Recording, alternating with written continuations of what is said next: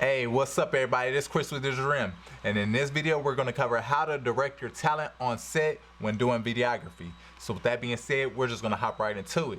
Let's go. Alright, so we labeled this directing your talent, but really it's more like making your talent feel comfortable when they're shooting, because they're in an environment that is foreign to them. So again, it's you can tell that they're not very comfortable in front of the lights, the cameras, and things like that. So your job as the director is to make them feel comfortable, and that's what we're going to cover in these 3 easy steps that we're going to break down real quick as far as plan, guide, and connect. Plan, guide, and connect. Doing those 3 things will allow you to make your client or your talent feel more comfortable in front of the camera, in your space, in your studio, or wherever you're shooting. And again, when they're comfortable in your space, in your studio, and comfortable all together, you get a lot better video. The quality of the video is a lot better. So with that being said, we're just gonna hop right into the 3 steps that I just covered. So let's go. So in plan, first thing you want to do is use your creative brief. Use the creative brief that you established in pre-production, but use that to plan what's going on, what your shots are, what everything looks like. Again, having a good plan is definitely very key to not only for you to know your direction, but then also gives your talent the ability to understand, what they need to be doing, or get their mind wrapped around what's going to happen next. So having a good plan by establishing a creative brief and then following through with that creative brief is very, very, very important. Okay, the second part of planning is figuring out, for one, what your call of action is. What is the call to action that this video is supposed to get to? And then for 2, figuring out the questions you want to ask your actual interviewer or talent, the questions you want to ask them to get to that conclusion. So keeping that call to action in mind when you're asking these questions to get the viewer from point A to point B, point B being that call to action. So again, you want to frame the content, frame the questions, frame what's being said towards that call of action. So keeping that in mind, like, this is all part of planning. And this is something you would think of in the actual creative brief part as well. That call to action is very, very important. So before you actually put the cameras on, put the lights on and everything else, you also want to meet with the actual talent. You want to meet with them, go through the questions you're going to ask them, go through the game plan that you're going to set up. It's pretty much like a dress rehearsal. Go through it before they even get on camera, so they can get more comfortable with where the direction of the conversation, where it's going to go. They can get more comfortable with what's going to be said, or what's going to be expected to be said, to get you towards that call to action, or get them towards their call to action. So again, going through, having a dress rehearsal, going through the questions so they can come up with the best version of the questions. And here's a pro tip: it'd be ideal if you are asking in a question format, go ahead and send them the questions the night before. Go ahead and email them the questions the night before, and more than likely they'll be able to, draft up some answers, create some answers on the fly, or not on the fly, but create some answers written down. But with that also being said, you want to prompt them not to read those answers. You want to prompt them not to read those answers. If those are going to be their answers, they need to memorize what they want to say in the way they want to say it, and try to make it as genuine as possible. Even with the stumbles, the fumbles, and all the stuff like you see me doing, even with the stumbles and fumbles, you want to make it as authentic as possible and make it come off as not scripted as possible, because that also ties into the trustworthiness of the video. So again, that's another thing that you want to consider in the planning phase. When you're going through that dress rehearsal, you want to keep an eye out for the clues that they may have, or keep an eye out for the clues of their behavior that they have when speaking on camera, even though they're not on camera. But just keep in mind those little behavior things that they do, and you can point them out, or you can highlight them, or you can find a way to, if it's a bad thing, you find a way to mold your questioning, or whatever the case may be, but to avoid them going through that part. All right, so we're gonna go into section number 2, is guide. Pretty much you're gonna guide them through. So keep your language conversational, as we talked about before.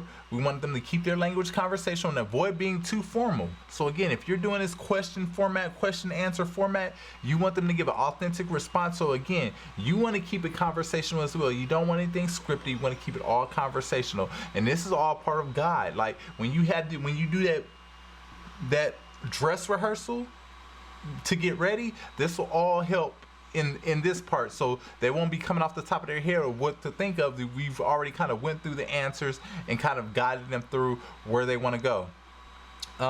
So use open-ended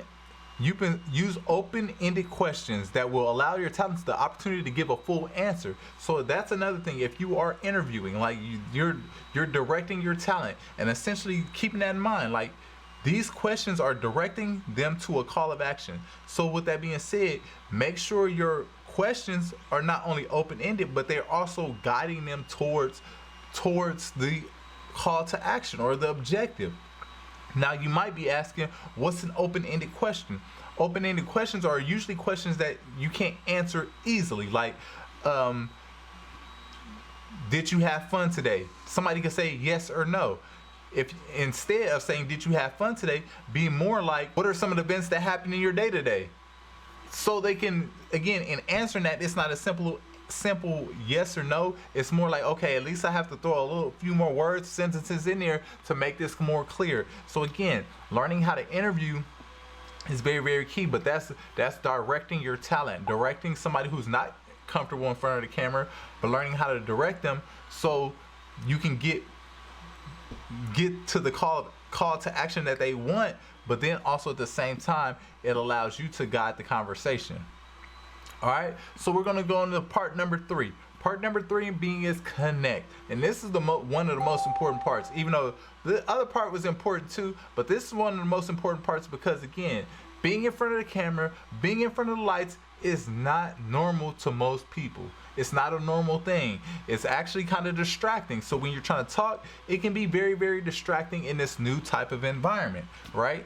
Some people even get nervous. And I can even say there was a time that I've got nervous before.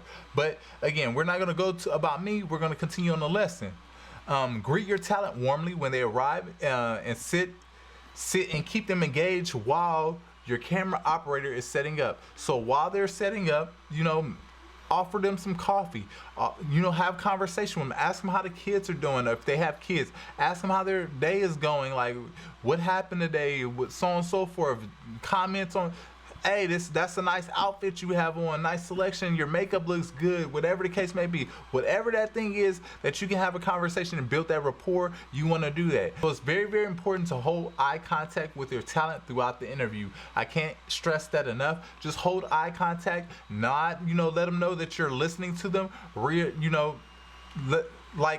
keep going, motivating them to keep going. You're doing good. And again, in this building this rapport before getting on the camera, you'll start to be able to communicate through your eyes without anything being said. So you'll be able to communicate through your eyes, like, if it's like, okay, let's move on to the next question, or if it's like, come on, continue to go on, you can start to communicate in different forms without speaking it out loud. So with that being said, make sure you maintain eye contact. Don't look down at your phones and all this stuff. Make sure you maintain eye contact throughout the whole interview. Very, very key. So with that also being said, it helps build a sense of trust with your actual talent, the person that's presenting with you, or the person that you're questioning. They build a sense of trust, and when you get that sense of trust with that person, they open up more with those open-ended questions, so they tell you more and are less guarded when it comes to those open-ended questions, and that makes for a better interview. So make sure you build that rapport out first.